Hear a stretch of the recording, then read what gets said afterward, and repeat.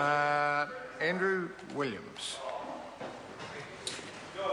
Thank you, Mr. Chair. I take a call on behalf of New Zealand First on the International Finance Agreements Amendment Bill, and likewise New Zealand First will be supporting this bill, but we similarly do have some concerns, the aspect that this will go straight through the Executive Council for future approvals rather than coming back to Parliament. And that is somewhat concerning, and we would like to see that changed, because we feel that the people of New Zealand deserve to see any international agreements of this nature at least brought back to the People's House for confirmation, rather than it being done behind closed doors in Executive Council.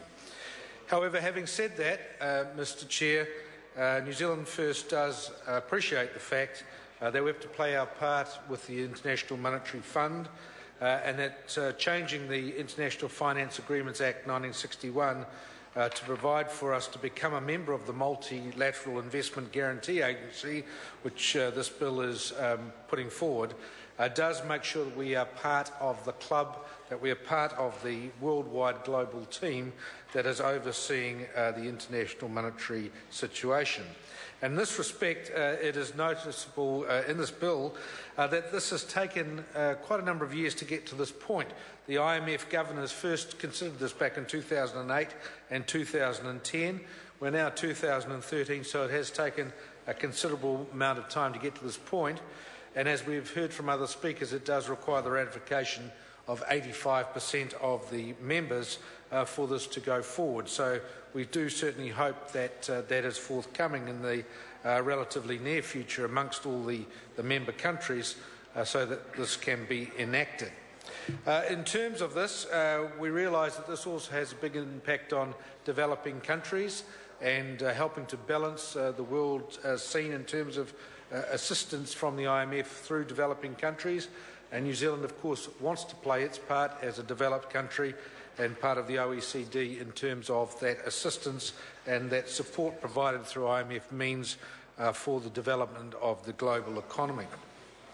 New Zealand has always been an international player and abides by its international obligations. These are uncertain times globally, and many of our major markets and many of our major allies and trading partners are going through difficult times.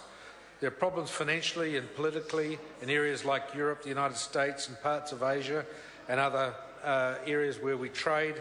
So it's even more important that a body such as the IMF is able to step in and assist in the different economies where stability is required and where the world economy does depend on there being a level playing field and an ability for all countries to participate in a reasonable manner for the betterment of their individual countries and their peoples.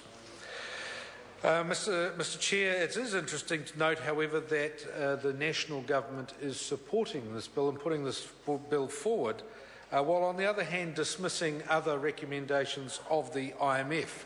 And it would seem that they would like to hunt with the hare and go with the hounds, as they say, in terms of the IMF also suggesting to New Zealand that the New Zealand dollar is overvalued by some 10 to 15%. And I know, Mr. Chair, I think you were in the chair last time when you picked me up on the same point and said that I was getting off the point of the bill.